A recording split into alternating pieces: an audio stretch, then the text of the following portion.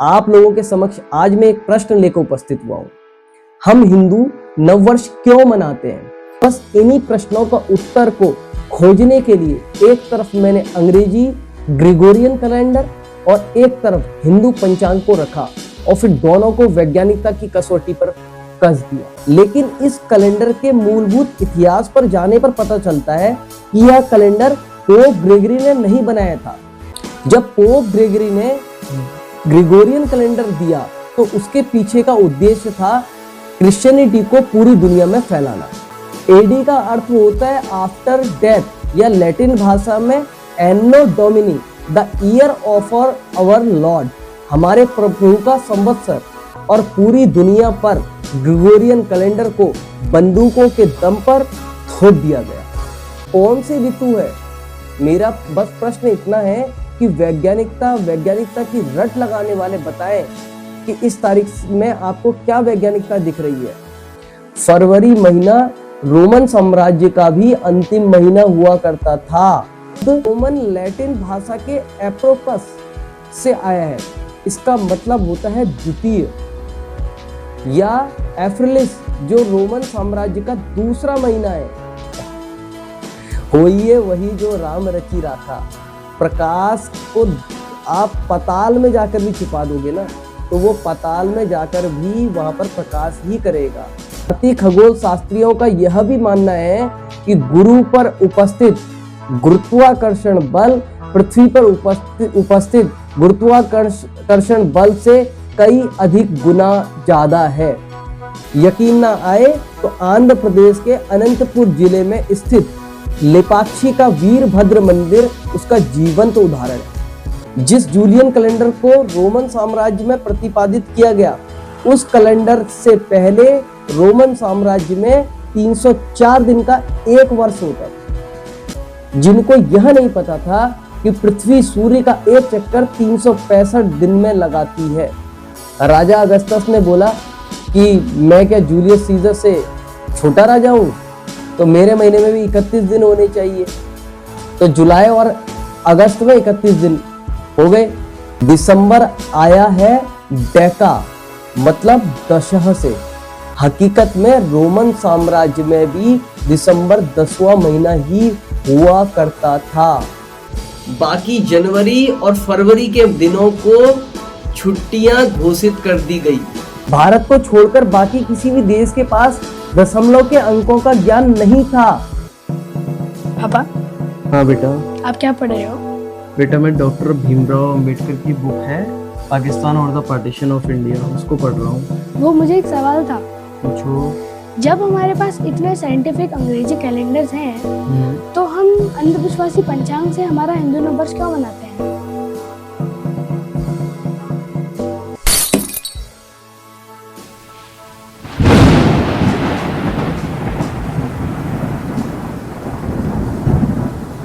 नमस्कार, जय हिंद, वंदे मातरम, भारत माता की जय। मैं हूं रवि उप्रेती, देवभूमि से। आप लोगों के समक्ष आज मैं एक प्रश्न लेकर उपस्थित हुआ हूं। हम हिंदू नववर्ष क्यों मनाते हैं?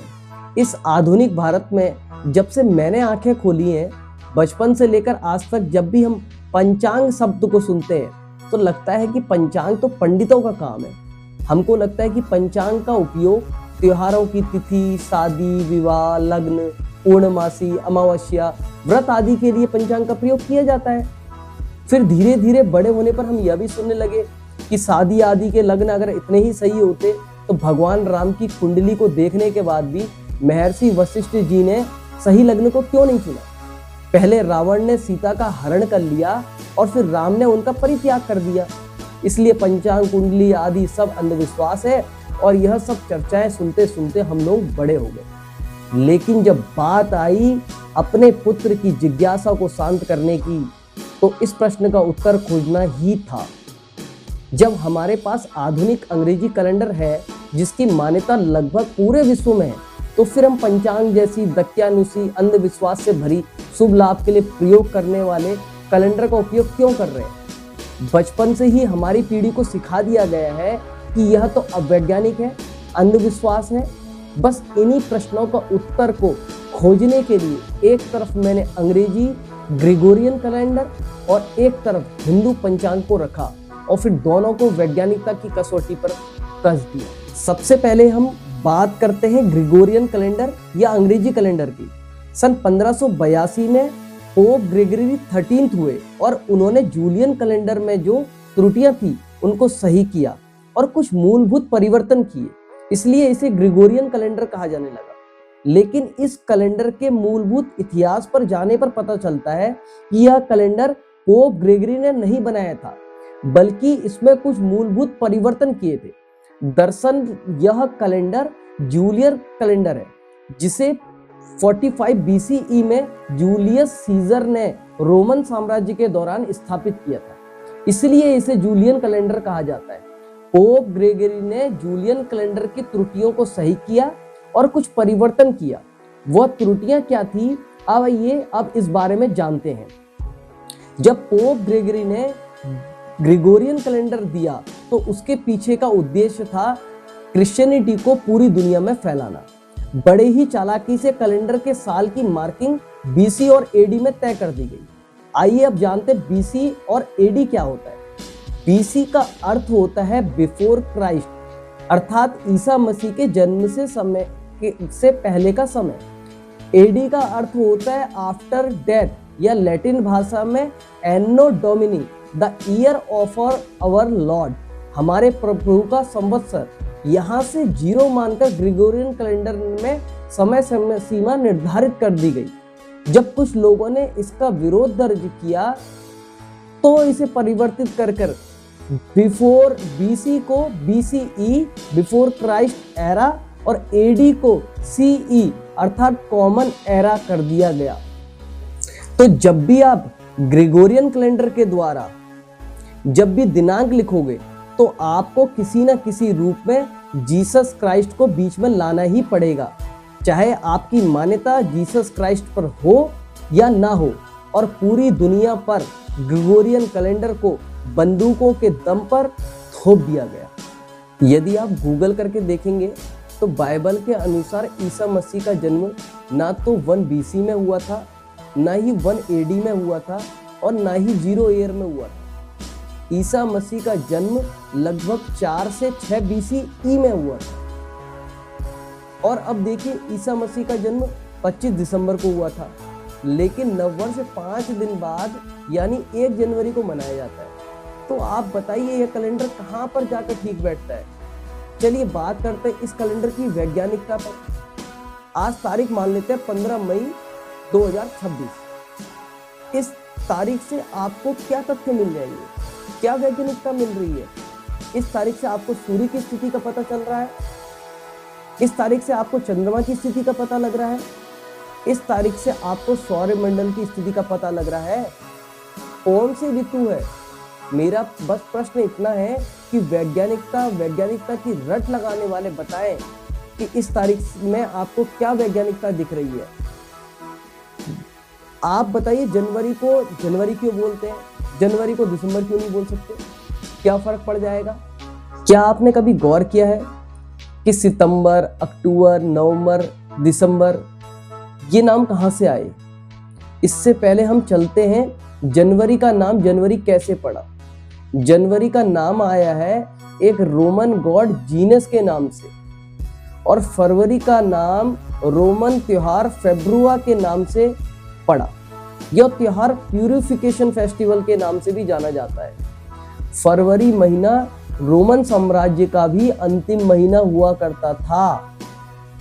मार्च के महीने का नाम रोमन गॉड मार्स के नाम से पड़ा। मार्स एक ग्रह भी है जिसे हम मंगल ग्रह बोलते हैं। मार्स ग्रह का प्राचीन नाम रोमन युद्ध के देवता मार्स के नाम पर पड़ा है। प्राचीन ग्रीक भाषा में इसे एरिस भी कहा जाता था। अब बात करते हैं अप्रैल महीने की। यह शब्द रोमन लैटिन भाषा के एप्रोपस से आया है। इसका मतलब होता है द्वितीय, या एप्रिलिस जो रोमन साम्राज्य का दूसरा महीना है। हिंदू कैलेंडर के अनुसार भी अप्रैल दूसरा महीना ही होता है। मई महीने का नाम रोमन और ग्रीक सभ्यता की पौराणिक देवी मैया के नाम पर रखा गया है। मैया को विकास, उर्वरकता और बसंत ऋतु की देवी माना जाता था, इसलिए इस महीने का नाम लैटिन भाषा में माइसस मेंसिस कहा जाता था। होइए वही जो राम रची राखा।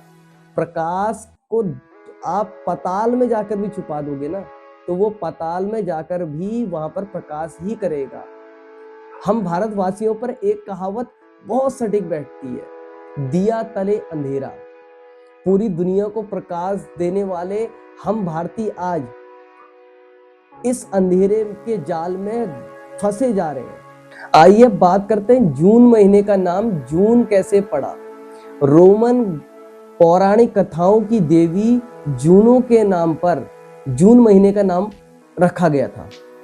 जूनो देवी विवाह, प्रसव और महिलाओं की संरक्षक देवी मानी जाती थी। लैटिन शब्द जेनस से जून महीने का नाम पड़ा है। और भी आश्चर्यचकित करने की बात यह है कि जूनियस सभी रोमन देवताओं की रानी मानी जाती है। ये रोमन गॉड जुपिटर की पत्नी थी। रोमन गॉड जुपिटर के नाम पर एक ग्रह का नाम भी जुपिटर पड़ा है। आश्चर्यचकित करने की बात यह भी है कि जुपिटर को संस्कृत भाषा में बृहस्पति कहा जाता है और उनका एक नाम गुरु भी है। गुरु सौरमंडल का सबसे बड़ा ग्रह है। भारतीय खगोल शास्त्रियों का यह भी मानना है कि गुरु पर उपस्थित गुरुत्वाकर्षण बल पृथ्वी पर उपस्थित गुरुत्वाकर्षण बल से कई अधिक गुना ज्यादा है। तभी गुरु सौरमंडल में उपस्थित उल्का पिंड रूपी कचरे को सौरमंडल में फैलाने से रोकता है और वो अपने चारों तरफ सौरमंडल के कचरे को समेटे रखता है। भारतीय खगोल शास्त्रियों का यह भी मानना था कि गुरुत्वाकर्षण बल की खोज बृहस्पति अथवा गुरु ग्रह की ही देन है। अब चाहे न्यूटन दादा अपने सर पर सेब गिरा लो या बड़ा सा पत्थर, सूर्य सिद्धांत की पुस्तक में गुरुत्वाकर्षण बल का श्लोक का स्पष्ट वर्णन आता है। धरती पर मानव 40 लाख साल पहले आ चुका था। वह मानव एंटी ग्रेविटी पिलर बनाकर पूरी दुनिया को अचंभित कर रहा था और आज भी कर रहा है। यकीन ना आए तो आंध्र प्रदेश के अनंतपुर जिले में स्थित लेपाक्षी का वीरभद्र मंदिर उसका जीवंत उदाहरण। इस मंदिर में 70 पिलर हैं, जिसमें से एक पिलर हवा में ही लटकता है। उसके नीचे से रुमाल आसानी से निकाल लिया जाता है।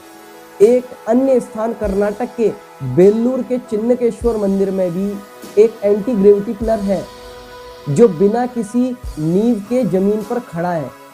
इसकी ऊंचाई 42 फीट है। बेलनाकार ये पिलर है जिसका एक कोना तो जमीन को छू भी नहीं रहा है। तो कहने का अभिप्राय यह है कि न्यूटन दादाजी मानव धरती पर आने के बाद गुरुत्वाकर्षण बल बहुत पहले समझ चुका था, वह जानता था और गुरुत्वाकर्षण बल के विपरीत वो आश्चर्यजनक असंभव कार्यों को कर रहा था।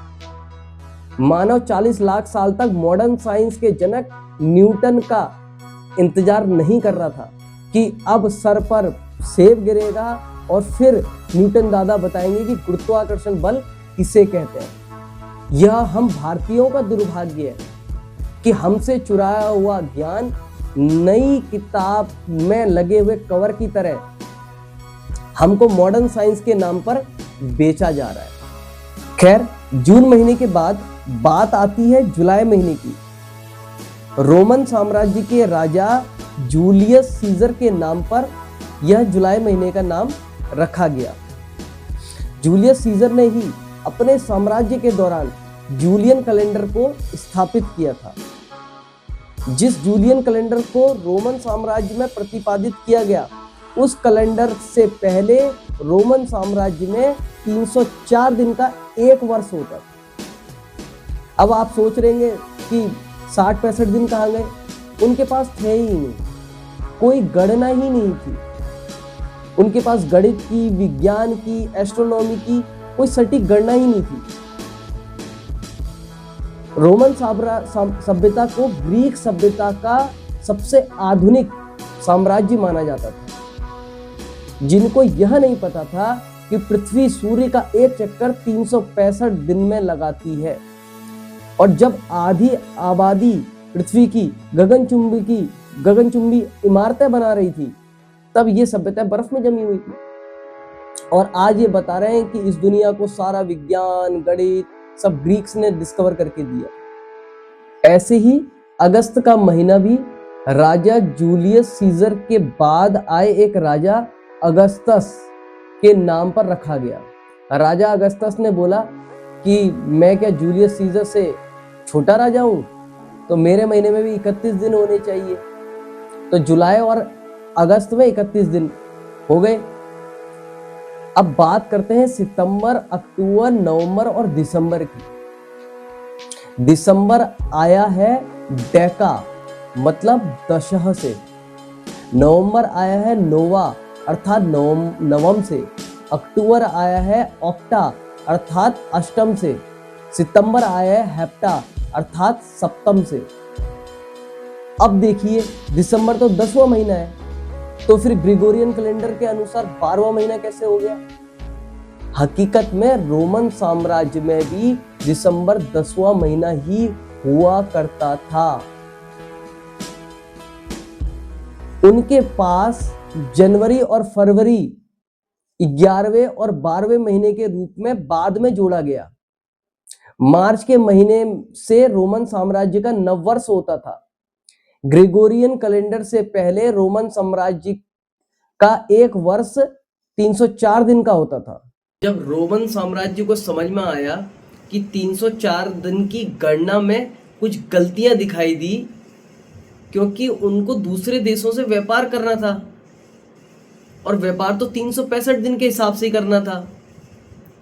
फिर बाद में जूलियस सीजर ने मिस्र के एक खगोल शास्त्री एलेक्जेंड्रियन सोसोजेनिस की मदद से 365 दिन का वर्ष मानकर जूलियस सीजर ने 46 BCE में जूलियन कैलेंडर को प्रतिपादित किया।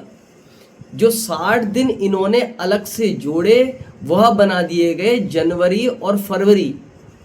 बाद में भी यह काम तो 304 दिन ही करते थे, बाकी जनवरी और फरवरी के दिनों को छुट्टियां घोषित कर दी गई। पोप ग्रेगरी ने तो लीप ईयर इत्यादि जो त्रुटियां थी उनको सही किया, क्योंकि पृथ्वी सूरज का एक चक्कर 365.242189 दिन में लगाती है। भारत को छोड़कर बाकी किसी भी देश के पास दशमलव के अंकों का ज्ञान नहीं था। इसलिए अगर दशमलव के बाद के अंकों की संख्या को लगभग 1/4 मान लिया जाए, तो हर 4 वर्ष में एक दिन जोड़कर 366 दिन का लीप ईयर वर्ष में प्रयोग किया गया। इसलिए जूलियन कैलेंडर को बाद में ग्रेगोरियन कैलेंडर या अंग्रेजी कैलेंडर कहा गया।